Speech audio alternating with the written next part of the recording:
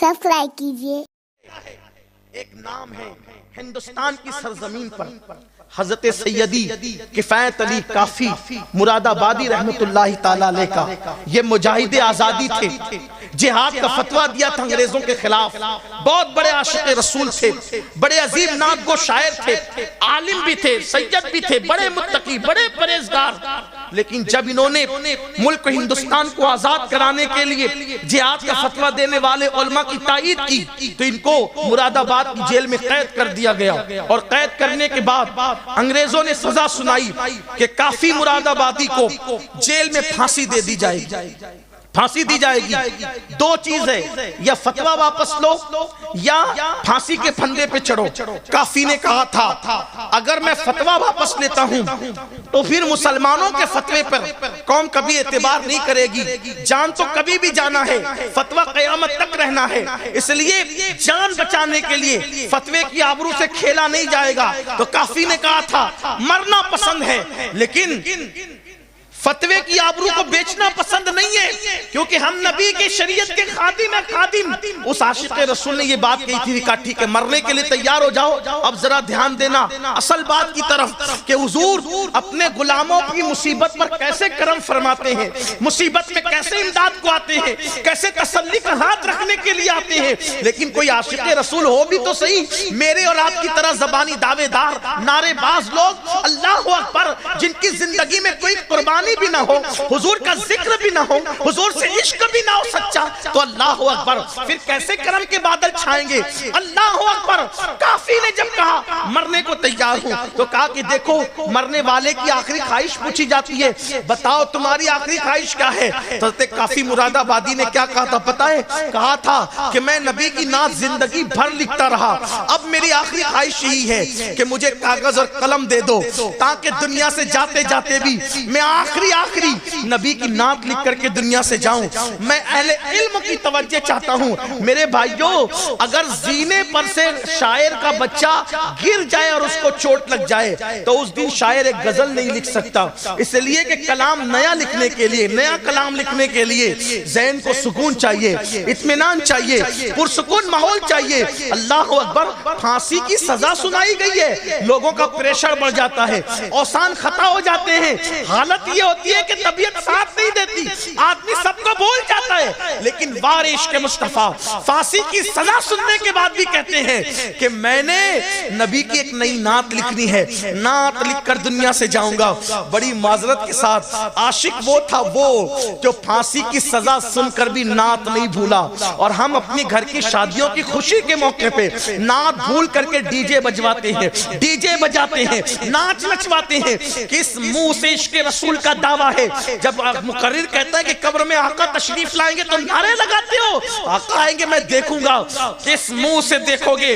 سرکار نظمی کہتے ہیں اللہ اکبر، اور کس درد کے ساتھ کہتے ہیں ان کا سامنا میں قبر میں ان کا سامنا میں کس طرح سے کروں گا، کہتے ہیں سامنا ان کا قبر میں کس طرح سے کروں گا میں، دل اڑا سا جاتا ہے سن سن سنن میرا کہ میں کس منہ سے ان کا سامنا کروں گا، کہ میرا دل تو بے چین ہو رہا ہے کہ کیسے سامنا کروں گا۔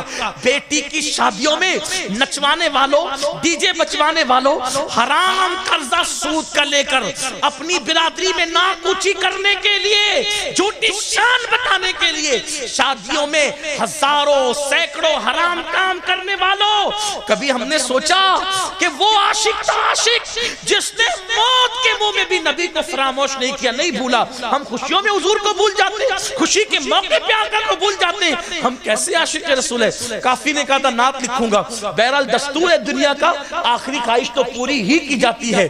کاغذ اور قلم لایا گیا اور کافی نے وہ نعت لکھی، ادب اور عشق دونوں گلے مل رہے ہیں۔ آج بھی کوئی ادب نے، یعنی اردو ادب کی دنیا میں کوئی اس میں عیب نہ نکال سکا، اور عشق اس منزل پر ہے کہ عشق کا جبریل اپنے مکمل سدرہ پر نظر آتا ہے۔ اللہ اکبر۔ وہ کلام یہ ہے، کیا کلام لکھا ہے؟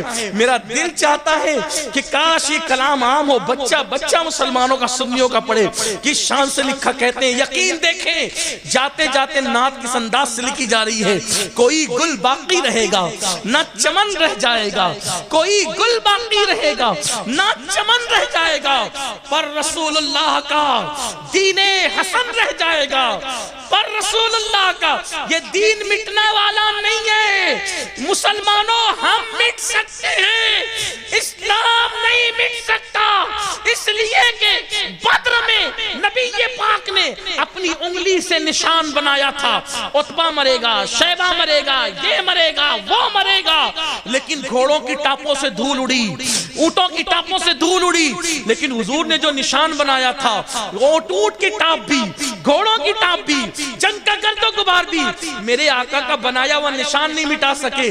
نادان ہے جو اسلام مٹانے چلے ہیں، جب نبی کی انگلیوں کا نشان جنگ کا غبار نہیں مٹا سکتا تو نبی کے لائے ہوئے دین کو دنیا کے حکمراں کیسے مٹا سکتے ہیں؟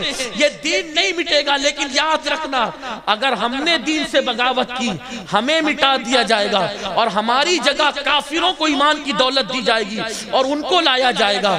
دین ہمارا محتاج نہیں ہے، مسجد آبادی کے لیے ہماری محتاج نہیں ہے، کعبے کی آبادی ہماری محتاج نہیں ہے۔ سنبھل جاؤ، سنبھل جاؤ گناہ کرنے والوں، سنبھل جاؤ۔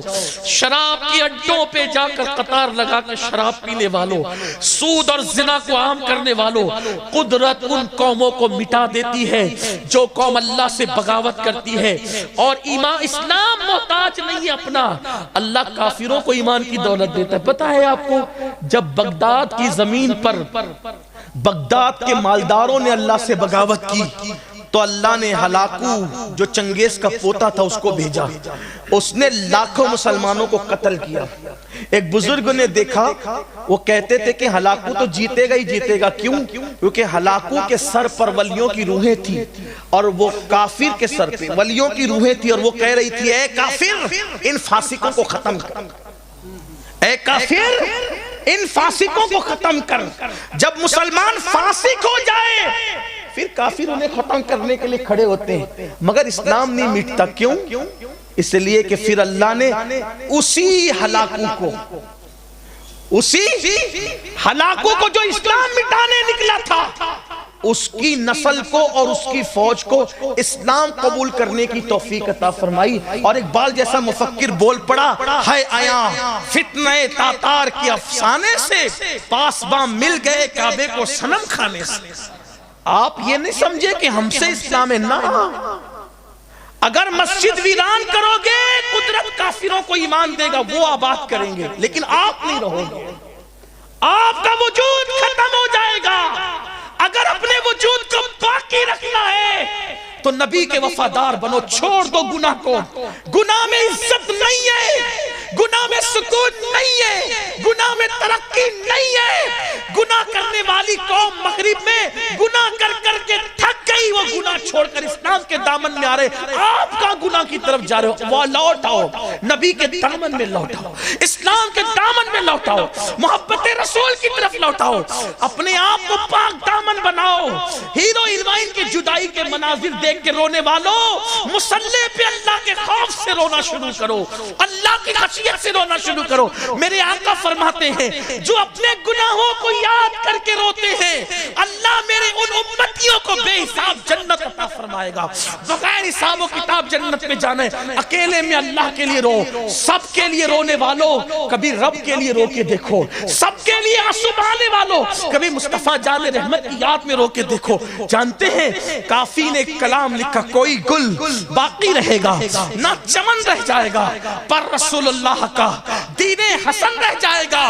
اطلس و کم خواب کی پوشاک پہ نازا نہ ہو، اطلس و کم خواب کی پوشاک پہ نازا نہ ہو، اس تنے بے جان پر خاکی کفن رہ جائے گا، اس تنے بے جان پر خاکی کفن رہ جائے گا۔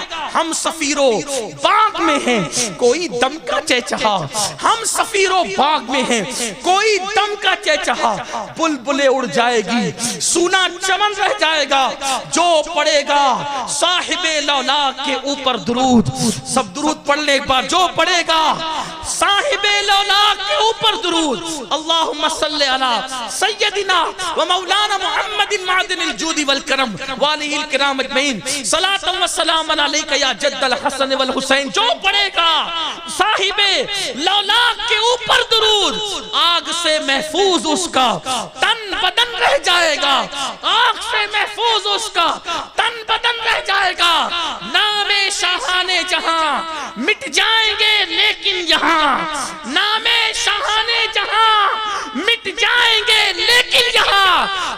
تک نام و نشانے پنجتن رہ جائے گا، حشر تک نام و نشانے پنجتن رہ جائے گا، اور سب فنا ہو جائیں گے، سب فنا ہو جائیں گے، کافی وہ لیکن حشر تک سب فنا ہو جائیں گے، سب فنا ہو جائیں گے، کافی وہ لیکن حشر تک نعت حضرت کا زبانوں پر سخن رہ جائے گا، نعت حضرت کا زبانوں پر سخن رہ جائے گا۔ کافی نے نعت لکھی، ایک انگریز افسر نے کہا اس کو ایسے نہیں ماریں گے، بڑا کٹر ہے یہ، اس کے بدن پہ پہلے استری چلائی جائے گی۔ استری سمجھتے ہیں نا؟ استری چلائی جائے گی، آئرن۔ اس طرح وہ کیسی تھی پتہ ہے؟ وہ کوئلے کی تھی اس دور میں، لوہے میں اندر کوئلے ڈال کر کے دہکائے گئے، اور حضرت کافی کے بدن پہ استری چلائی جا رہی تھی۔ ایسے موقع پہ کون تھا جیل میں؟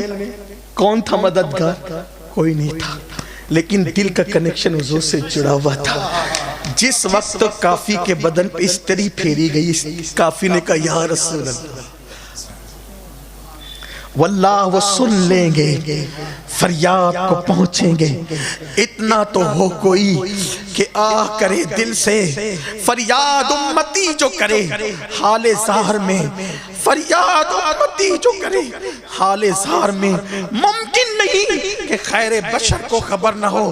ہم مصیبت سے کیا ڈرے جن کو ایسا آقا ملا ہو کہ جو قیامت کی عذاب سے بچانے کی طاقت رکھتا ہو۔ کیا وہ دنیا کی مصیبتوں سے نہیں بچا سکتے؟ کوئی ان کا ہو کر تو دیکھے، کوئی ان سے تعلق جوڑ کر تو دیکھے، سب سے رشتہ جوڑنے والے ان سے رشتہ جوڑ کر تو دیکھے۔ کتنی محبت ہے امت سے۔ جب کافی کے بدن پر استری چل رہی تھی، کافی نے کہا ادرکنی یا رسول اللہ، ادرکنی یا رسول اللہ۔ ادھر استری چل رہی تھی، کافی نے دیکھا سامنے حضور موجود ہے، عالم بیداری میں حضور کا جلوہ دیکھا، سرکار کو سامنے کھڑے ہوئے پایا۔ اب اگر حسن یوسف موجود ہو تو انگلیاں کٹنے کا درد نہیں ہوتا، حسن مصطفیٰ موجود ہو تو استری چلنے کا درد کیسے؟ درد پہلے ہوا، درد پہلے ہوا، لیکن جب جلوہ رسول سامنے دیکھا رو پڑے، رو پڑے۔ حضور دیر ہو گئی، حضور دیر ہو گئی، کاش کہ مجھے پہلے معلوم ہوتا کہ بدن پہ استری چلے گی تو آپ تشریف لائیں گے، تو اتنی دیر نہ کرتا، یہ استری تو میں بہت پہلے چلوا چکا ہوتا تاکہ آپ کا جلوہ مجھے نظر آ جاتا۔ یہ عاشقوں کی طبیعت ہے، یہ عاشقوں کا اندر، اور جو ایسے عشق کرتا ہے پھر وہ یوں جلوہ دیکھتا ہے۔ آؤ اپنے آقا سے قریب آئیں، تجدید وفا کریں۔ یہ دنیا کھیل کود ہے، لہو و لعب ہے، دنیا ایک تماشا ہے، ایک خوابگاہ ہے۔ اپنے آقا سے رشتہ مضبوط کرو، یہاں بھی سکون، وہاں بھی سکون، وہاں بھی سکون، قبر میں لہرائیں گے تا حشر چشمے نور کے جلوہ فرما ہوگی جب طلعت رسول اللہ کی۔ سب سے گناہوں سے، سب گناہ سے رشتہ توڑ کے اپنے آقا سے رشتہ جوڑو۔ کمنٹ شیئر ضرور کریے۔